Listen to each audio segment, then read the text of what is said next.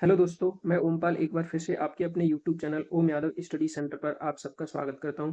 कैसे हैं आप? आई होप ठीक होंगे। तो आज हम अपनी श्रृंखला को आगे बढ़ाते हुए आज का हमारा प्रैक्टिस सेट 17 है। इससे पहले हमने आरआरबी एनटीपीसी जो आपका 12th लेवल का एग्जाम चल रहा है अभी करंटली में, उसके 16 यानी 16 प्रैक्टिस सेट करा दिए हैं। और 16 प्रैक्टिस सेट भी बहुत इंपॉर्टेंट है। आप वहां से अगर क्वेश्चन करके जाएंगे तो आपको हूबहू क्वेश्चन देखने को मिल रहे हैं, ऐसा बच्चों का मानना है। ठीक है, आप कमेंट में पढ़ सकते हैं, सेम वही क्वेश्चन आ रहे हैं जो हम करा रहे हैं। यानी हो सकता है डिजिट चेंज हो लेकिन लैंग्वेज सेम है। ठीक है, तो आज की क्लास स्टार्ट करने से पहले यदि आप हमारे चैनल पर नए हैं तो चैनल को सब्सक्राइब करें और बेल आइकन प्रेस करें, जिससे कि आने वाली वीडियो की नोटिफिकेशन आपके पास सबसे पहले पहुंच सके। आज का जो हमारा टॉपिक रहेगा, यानी हम कह सकते हैं कि कुछ क्वेश्चन हैं जो मेंसुरेशन के मैं कराऊंगा, जो क्वेश्चन पेपर में आ रहे हैं, यानी आपके एग्जाम में ये 100% आ रहे हैं ऐसे ही क्वेश्चन, वो कराऊंगा मैं। ठीक है, और कुछ और मिक्स क्वेश्चन करेंगे। तो आइए स्टार्ट करते हैं आज का हमारा पहला क्वेश्चन। तो आज का हमारा पहला क्वेश्चन स्टार्ट करने से पहले देखो, मैंने कुछ इंपॉर्टेंट फॉर्मूले लिखे हैं जो फॉर्मूले बेस्ड क्वेश्चन आ रहे हैं। ठीक है, आपसे डायरेक्ट फॉर्मूला पूछ रहा है। ठीक है, तो देखो पहला है कोन यानी शंकु। शंकु का अगर आयतन की बात करें हम तो क्या होता है 1/3 पाई आर स्क्वायर एच। अगर शंकु का पृष्ठीय क्षेत्रफल, वक्र पृष्ठीय क्षेत्रफल पाई आर एल होता है, और टोटल सरफेस एरिया यानी संपूर्ण वक्र पृष्ठीय क्षेत्रफल पाई आर और एल प्लस में आर होता है। ठीक है, बेलन का volume pi are square h, C S A 2 pi r h, और T S A 2 pi r h plus r होता है। ठीक है, गोला स्पेयर जिसको बोलते हैं, वॉल्यूम इसका 4/3 पाई आर क्यू होता है, और सी एस ए यानी curved surface area 4 pi are square, और टोटल सरफेस एरिया भी इसका कितना होता है 4 पाई आर स्क्वायर। ठीक है, अर्धगोला की बात करते हैं हम तो वॉल्यूम होता है 2/3 पाई आर क्यू। यानी देखो ये गोला है, गोले का 4/3 है तो इसका आधा हो जाएगा, अर्धगोला है। सी एस ए इसका होता है 2 पाई आर स्क्वायर, और टी ऐसे होता है 3 पाई आर स्क्वायर। 3 क्यों होता है? क्योंकि जब भी हम अर्धगोला बनाते हैं ऐसे करके तो देखो इसमें एक यहाँ पे सर्कल बन जाता है, और ये 2 पाई आर प्लस में pi are square, 2 pi are square और पाई आर स्क्वायर मिलते हैं तो ये 3 पाई आर स्क्वायर हो जाते हैं। ठीक है, तो ये इंपॉर्टेंट क्वेश्चन फॉर्मूले थे इसलिए मैंने आपको बता दिया है। तो आइए आज का पहला क्वेश्चन स्टार्ट करते हैं।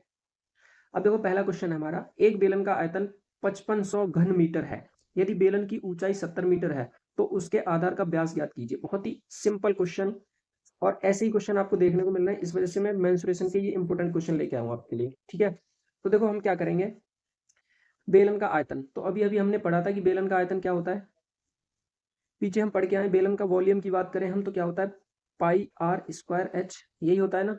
अब जब हमें पता है कि बेलन का आयतन पाई आर स्क्वायर एच होता है तो घन सेंटीमीटर होता है ना, और ये हमें दे रखा है 5500, तो क्यों ना हम यहाँ पे 5500 इजिकल टू पाई। अब देखो पाई का मान हमें 22/7 रखना है तो मैं डायरेक्ट 22/7 रखूंगा इंटू आर। आर का मान हमें नहीं पता लेकिन ऊंचाई हमें पता है एच का मान, तो आर स्क्वायर इंटू एच का मान कितना है 17। देखो ये 10 बार कट जाएगा, और इस जीरो से ये एक जीरो कट जाएगा, ये 2 बार, और ये 5 बार 11 से कटेगा, यानी ये 50 बचा इधर, और 2 से काटेंगे यानी 25। तो हम यहाँ लिख सकते हैं कि आर स्क्वायर बराबर कितना आ गया 25, तो आर की वैल्यू कितनी आ जाएगी 5 आ जाएगी। ठीक है, हमें क्या निकालना है आधार का व्यास।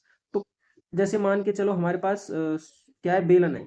ठीक है, एक मिनट मैं बेलन बना के दिखा देता हूँ। जैसे देखो ये हमारे पास मान के चलो बेलन है। ठीक है, अब इसमें यहां से यहां तक जो है, इसमें क्या है हमारे पास दो चीजें हैं, यानी एक तो ये ऊंचाई है इसकी, ठीक है, और एक रेडियस। तो ये यहाँ से यहाँ तक रेडियस होगा, लेकिन पूरा जब करेंगे हम यहाँ से यहाँ तक तो ये क्या हो जाता है व्यास। यानी आर तो 5 है तो 2 आर क्या होता है व्यास, तो कितना हो जाएगा 5 इंटू 2 करेंगे यानी 10 हो जाएगा। ये हमारे पहले क्वेश्चन का आंसर है, ऑप्शन नंबर 3 करेक्ट हो जाएगा। ठीक है, अगले क्वेश्चन की तरफ चलते हैं। आज का हमारा अगला क्वेश्चन है, एक समचतुर्भुज का परिमाप ज्ञात कीजिए जिसके विकर्णों की संख्या 6 और 8 सेंटीमीटर है। देखो सिंपल से लेके और मैं मॉडरेट लेवल के क्वेश्चन लेके आया हूँ, जो आपके पेपर में आ रहा है वही सेम ऐसे ही क्वेश्चन आ रहे हैं, फॉर्मूला बेस है, बस नॉर्मल क्वेश्चन पूछ रहा है। ये जो हमने अभी क्वेश्चन किया है ये वाला, ऐसा क्वेश्चन आपके पेपर में आ चुका है। शिफ्ट भी बता देता हूँ मैं, शिफ्ट बता देता हूँ मैं, 8 तारीख को जिसका एग्जाम हुआ है आप पूछ लेना उससे, ये शिफ्ट नंबर पहली में ऐसा क्वेश्चन आया है। ठीक है, तो अगला क्वेश्चन देखो, एक समचतुर्भुज का परिमाप। अब समचतुर्भुज क्या होता है, जैसे ये समचतुर्भुज है मान के चलो, समचतुर्भुज का मतलब इसकी सारी भुजाएं कैसी है समान, जिसके विकर्णों की लंबाई, ठीक है, यानी ये विकर्ण है, एक एक विकर्ण ये बना देते हैं हम। ठीक है, इन विकर्ण की यानी D1 जो दे रखा है कितना है 6, और D2 दे रखा है कितना 8। ठीक है, हमें इसका परिमाप ज्ञात करना है। तो देखो ये सारी भुजाएं तो बराबर होगी।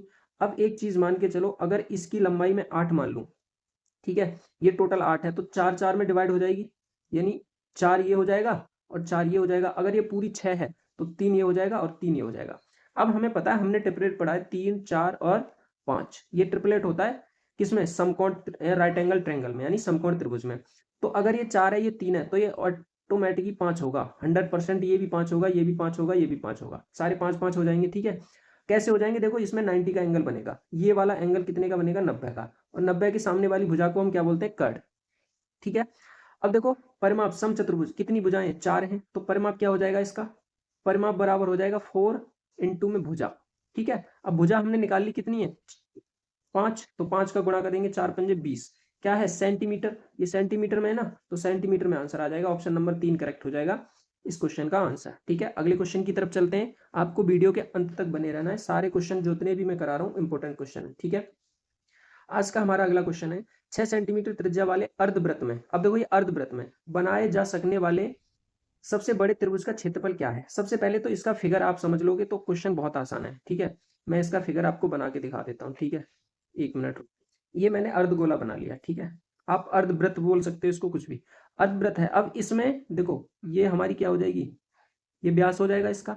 अगर मैं त्रिज्या की बात करूं तो यहाँ पे एक पॉइंट होगा, यानी यहाँ पे एक पॉइंट होगा जहां से यहाँ से यहाँ तक एक त्रिज्या होगी इसकी। अब त्रिज्या की लंबाई यानी आर बराबर दे रखा है 6 सेंटीमीटर। ठीक है, तो यहाँ से यहाँ तक 6, तो ये टोटल कितनी हो जाएगी, 6।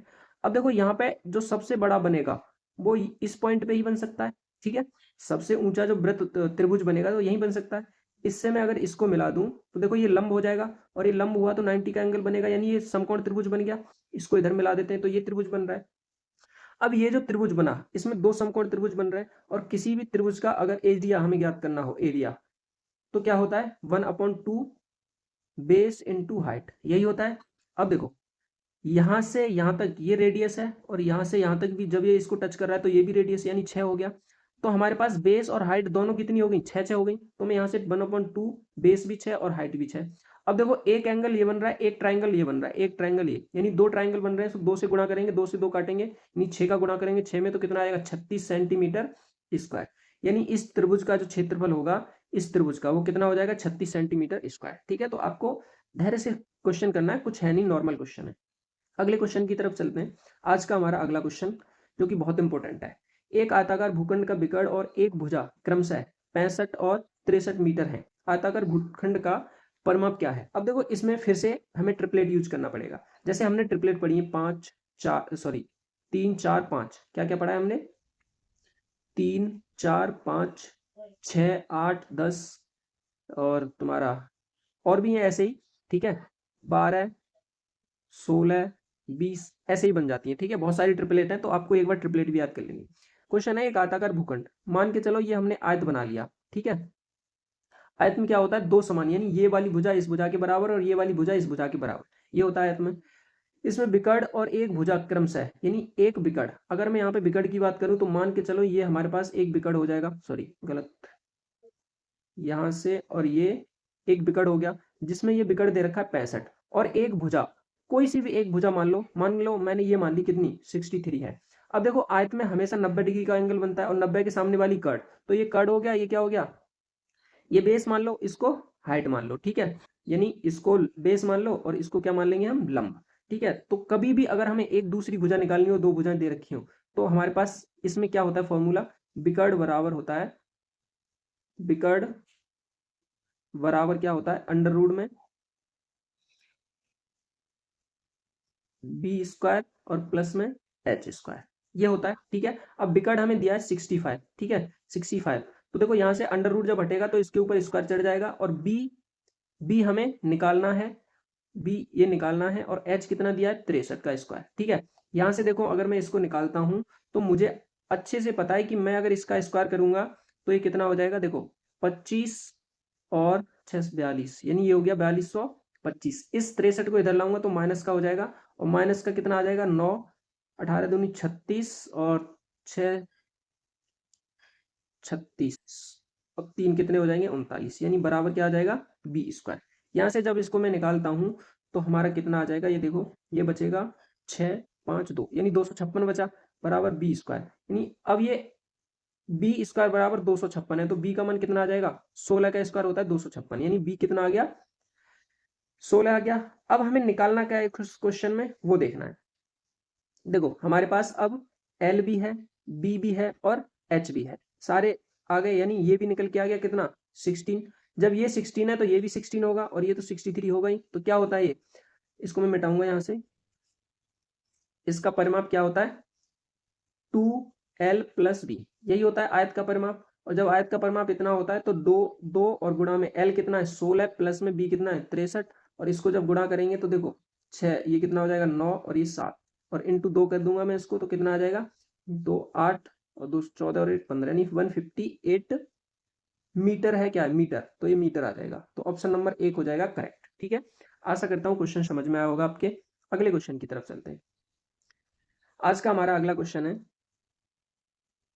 एक बेलन की त्रिज्या उसकी ऊंचाई से 5 सेंटीमीटर अधिक है। यदि बेलन का वक्र पृष्ठीय क्षेत्रफल 792 सेंटीमीटर है तो बेलन का आयतन सेंटीमीटर में क्या है, और पाई का मान हमें ये यूज करना है। अब देखो ये क्वेश्चन मैं क्यों लिया हूं, मैंने कई सारे क्वेश्चन लिए मेंसुरेशन के, ठीक है, क्योंकि ऐसे ही क्वेश्चन आपके पेपर में देखने को मिल रहे हैं।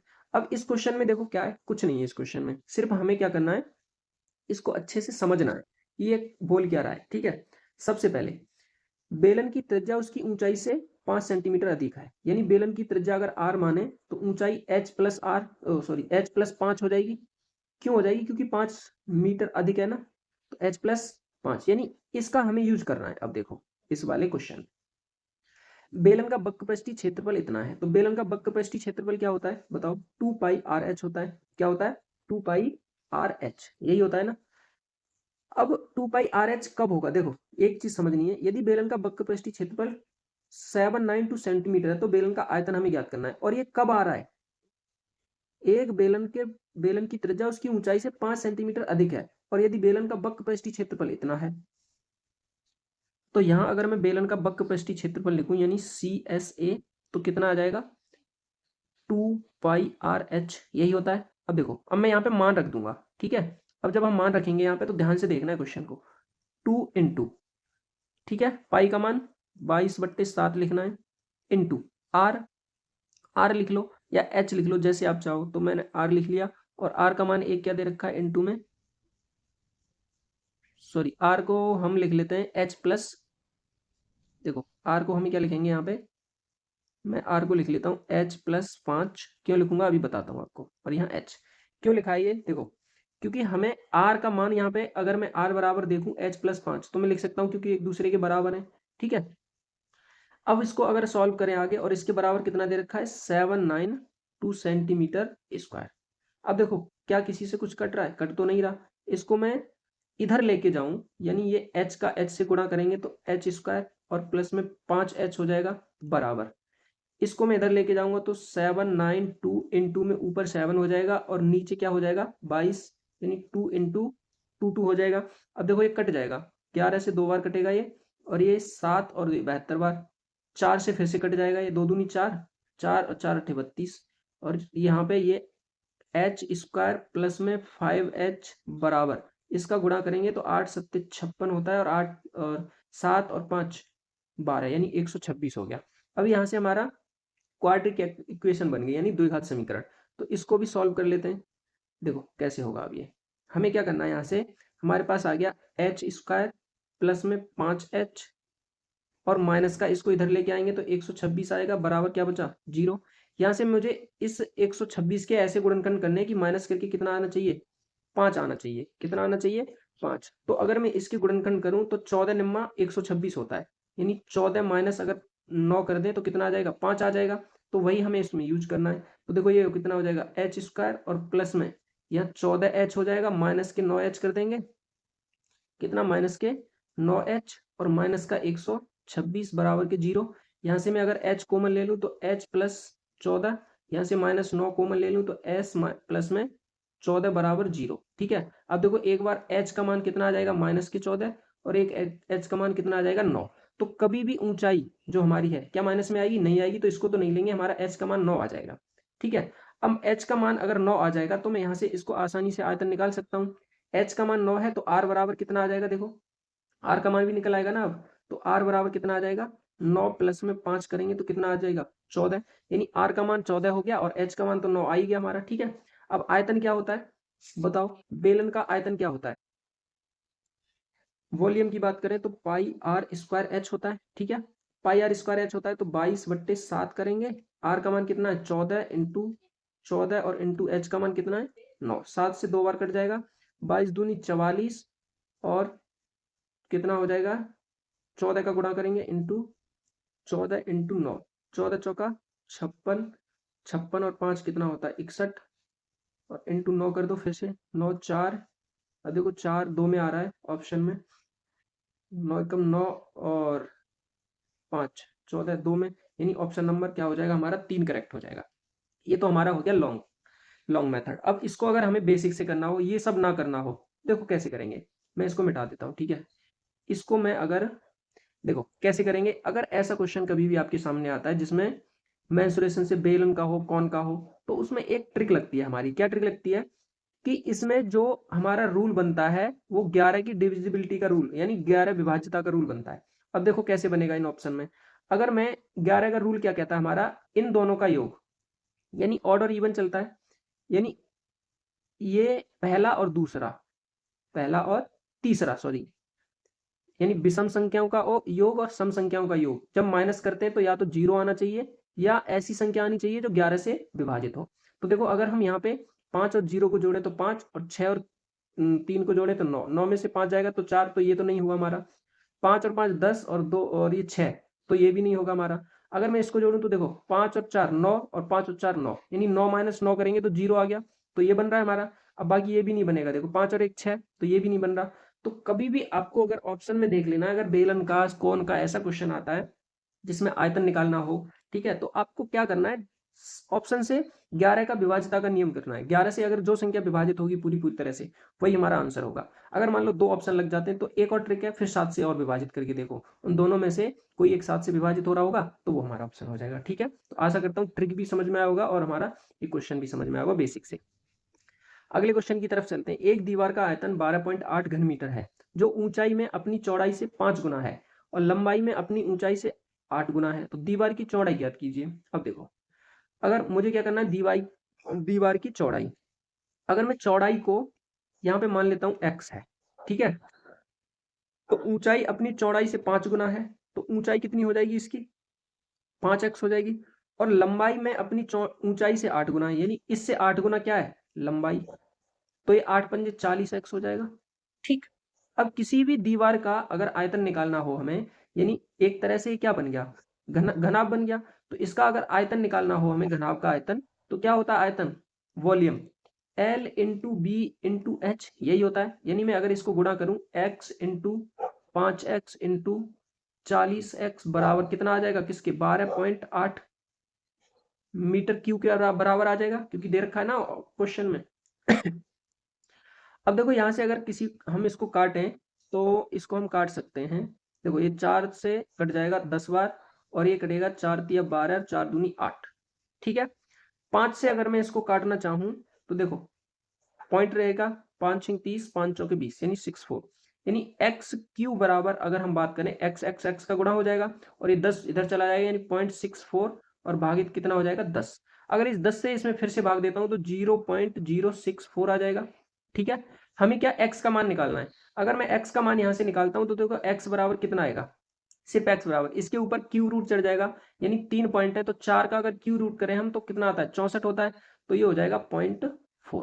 ठीक है, x का मान कितना आ गया 0.4। हमें दीवार की चौड़ाई ज्ञात करनी है। क्या करना है, दीवार की चौड़ाई। तो क्या इसमें कोई ऐसा ऑप्शन है, नहीं है। लेकिन देखो यहाँ पे ये मीटर सेंटीमीटर, अगर मैं इसमें यहाँ पे 100 का गुणा कर दूं तो कितना आ जाएगा, ये 40.0 हो जाएगा। ठीक है, तो हमारा 40 सेंटीमीटर हो जाएगा, यानी 40 सेंटीमीटर इस क्वेश्चन का क्या आ जाएगा, आंसर आ जाएगा। आज का हमारा ये इस क्वेश्चन का आंसर है, ऑप्शन नंबर 2 करेक्ट हो जाएगा। अगले क्वेश्चन की तरफ चलते हैं। अगला क्वेश्चन देखो बहुत ही इंपॉर्टेंट है ये भी। यदि किसी गोले की त्रिज्या में 2 सेंटीमीटर की वृद्धि की जाती है तो उसका पृष्ठीय क्षेत्रफल 704 सेंटीमीटर बढ़ जाता है। पाई का मान 22/7 का उपयोग करके वृद्धि के बाद गोले की त्रिज्या ज्ञात कीजिए। ठीक है, अब देखो इस क्वेश्चन को भी करते हैं।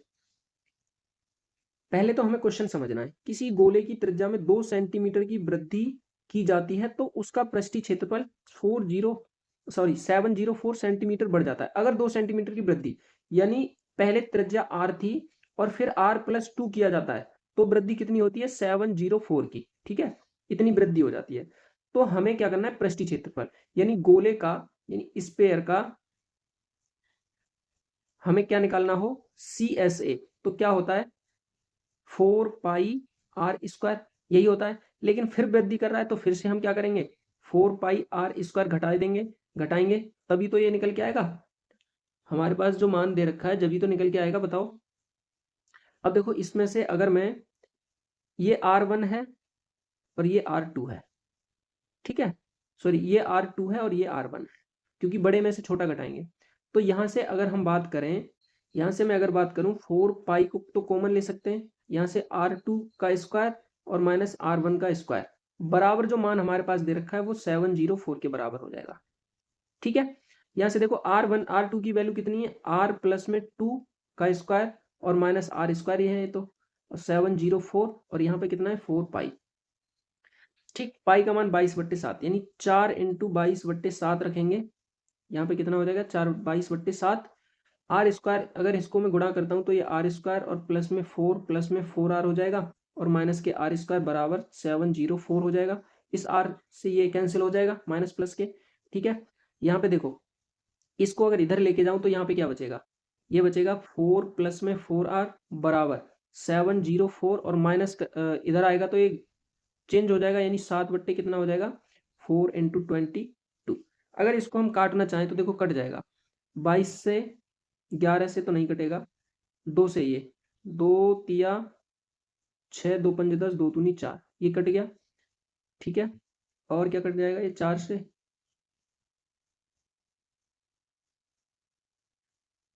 4 अट्ठे 32 और फिर से 4 अट्ठे 32 4 अट्ठे 32 और 11 से ये 8 बार 8 सत्ते 56, यानी देखो हम इसको 4R बराबर लिख सकते हैं 8 सत्ते 56। अब देखो ये 4 इधर प्लस का इधर जाएगा तो माइनस का हो जाएगा 4, यानी R बराबर हम लिख सकते हैं 52 में ये इधर आ जाएगा 4, 4 से काटो 13, यानी R का मान कितना आ गया 13।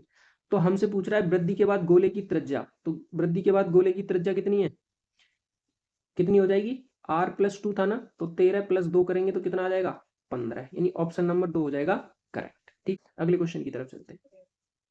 आज का हमारा अगला क्वेश्चन है, उन वर्ग संख्याओं का औसत ज्ञात कीजिए जो 20 और 70 के बीच में है। अब 20 और 70 के बीच में अगर वर्ग संख्या की बात करें तो देखो क्या आएगा, एक तो 25 होता है, एक 5 6 36 होता है, एक 49 होता है और एक 64 होता है, और कोई होगा, 4 ही होंगे। इनको जोड़ लो, 5 और 6 11 20 और ये 24 के 4 6 और 2 8 4 12 13 14 15 और 2 17 बट्टे में 4 ही है ना ये, तो 1 2 3 4 4 से भाग दो, 4 चौक 16 और 4 तिया 12 और 4 पंजे 20 यानी 43.5, ऑप्शन नंबर पहला हो जाएगा करेक्ट, ठीक है। आसान क्वेश्चन है, ऐसे भी क्वेश्चन आ रहे हैं इस वजह से मैं लेके आया हूँ ये।